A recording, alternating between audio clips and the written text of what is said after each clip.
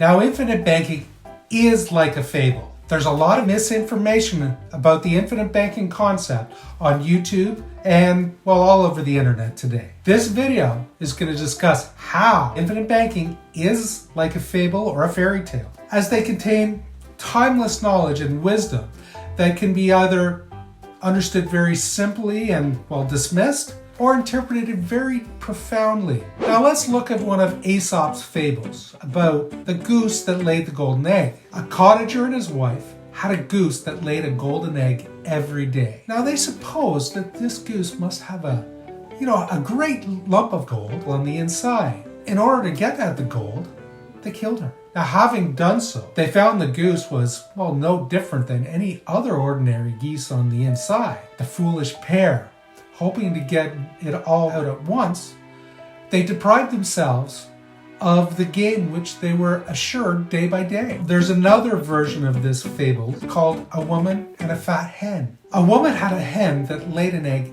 every day. Now, she imagined that if she fed the hen twice as much corn, the hen might eventually lay an egg twice as day, so she decided to experiment. But the hen grew fat and gave up laying eggs altogether. Now, the moral of these two fables is that if you've got something good, don't mess it up. While the tax-exempt life insurance contract, which is, well, the asset that the infinite banking concept is built upon, is the goose that will lay your golden egg, or that hen that'll consistently lay your egg. Feeding the hen means contributing either monthly or annual premiums, right up until the tax-exempt line. And don't kill it. That should be apparent. Don't surrender the policy. Now you might be asking, where's my golden egg? Well, it gets paid out once a year. It's called the dividend.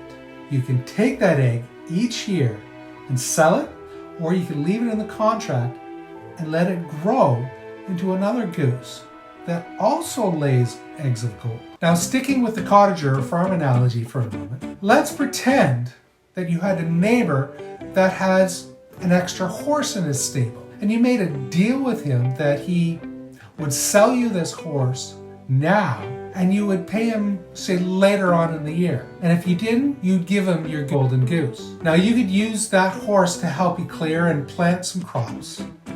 And when you harvested the crops in the fall, you paid the farmer back with interest, and you have some to spare. Now you own both the goose and the horse. The next season, if you've got a big goose and the first goose's golden egg that hatched into another goose that will lay another golden egg, maybe you can make a similar deal with another neighbor who might have, an extra cow or another one who has some sheep. Can you imagine that by not selling the goose or the eggs, but rather using them as a collateral, how big and profitable your farm could get? Now, this ain't no fairy tale.